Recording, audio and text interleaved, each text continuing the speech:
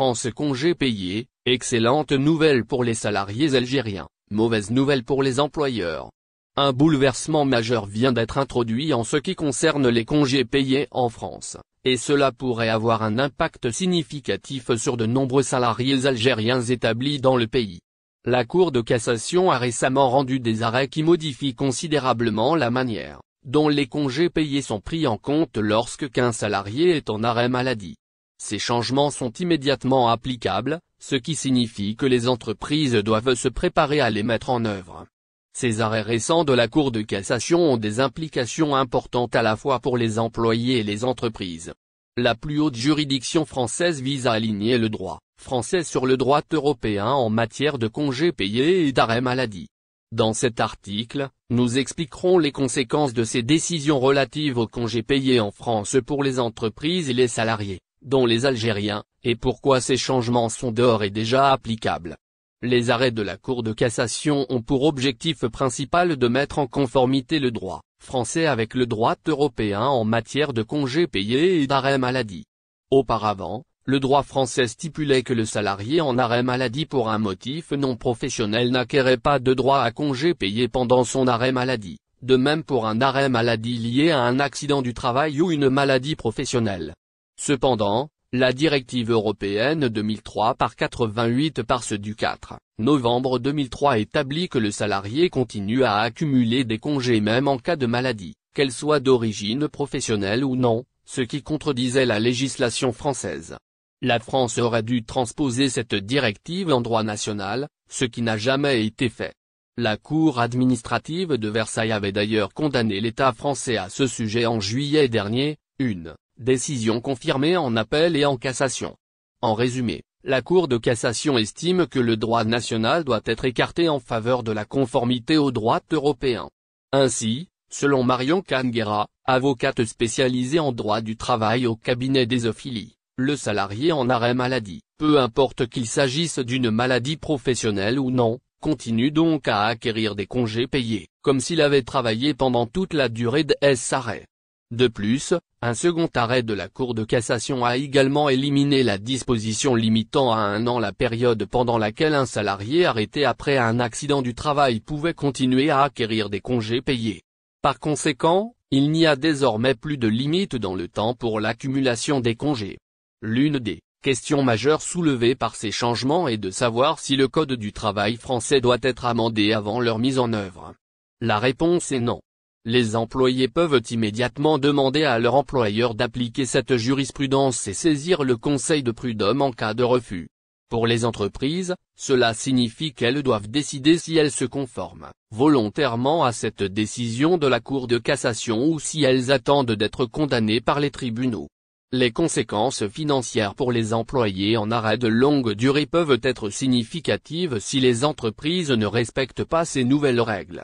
Marion Canguera souligne également que ces décisions de la Cour de cassation s'appliqueront non seulement aux futurs arrêts maladie, mais également aux arrêts maladie en cours ou déjà passés. Par conséquent, elle encourage les entreprises à se conformer rapidement à cette nouvelle jurisprudence afin d'éviter d'éventuelles condamnations. Séisme au Maroc, le roi Mohamed VI fait un incroyable don d'1 milliard de dirhams. Face aux importants besoins des habitants de son pays après le séisme, le roi du Maroc, Mohamed VI aurait décidé de faire un don d'1 milliard de dirhams, soit 100 millions d'euros. Une somme colossale destinée à secourir les sinistrés et aider les personnes dans le besoin après la catastrophe. Près d'une semaine après le séisme qui a frappé le pays, l'organisation et la solidarité sont les maîtres mots au Maroc.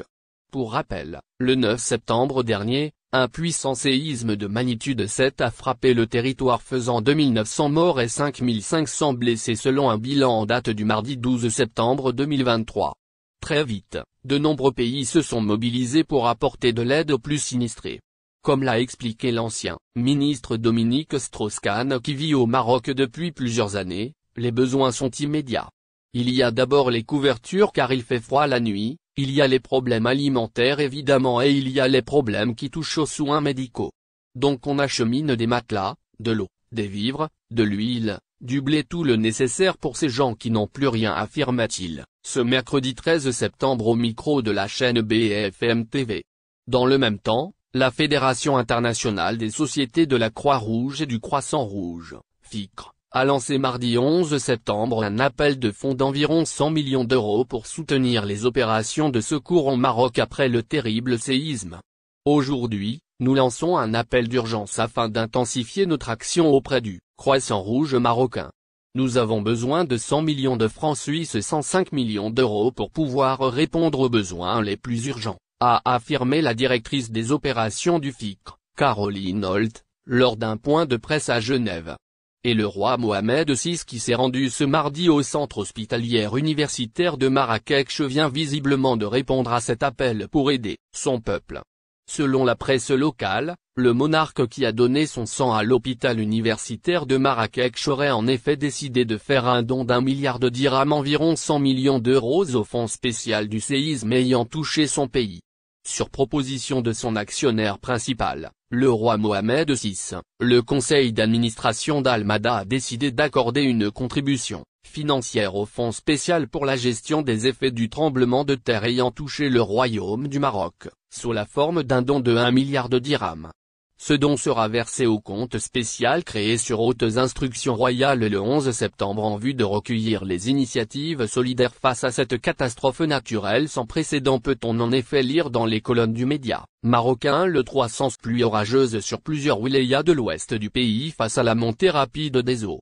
Des averses de pluie parfois orageuses, accompagnées localement de chutes de grêle et de rafales de vent sous orage, affecteront jeudi et vendredi plusieurs wilayas de l'ouest du pays, indique un bulletin météorologique spécial, BMS, émis, jeudi, par les services de l'Office national de la météorologie. Les wilayas de Tlemcen, Intemouche, Oran, Mostaganéon, Chley, Sidi Bellab, Ceyda, Mascara, Relizane, Tiaret, Tissé-en-Silt, Nama et El Bayad sont, ainsi, placés en vigilance orange à partir de jeudi à 15h jusqu'à vendredi à 4h, précise le BMS. Durant la période de validité de ce bulletin, les quantités de pluie sont estimées entre 20 et 40 mm, ajoute la même source. Plusieurs routes ont été bloquées suite à ces intempéries, ont constaté les journalistes de l'AP. À Tlemcen, la route nationale a été coupée à la circulation à cause de la montée des eaux pluviales, suite à quoi 5 voitures ont été sauvées et 1 personne évacuée de sa voiture dans la commune de Bir El Djir. Des infiltrations ont été enregistrées notamment dans les bidonvilles à Cap Falcon à Ain el Turc.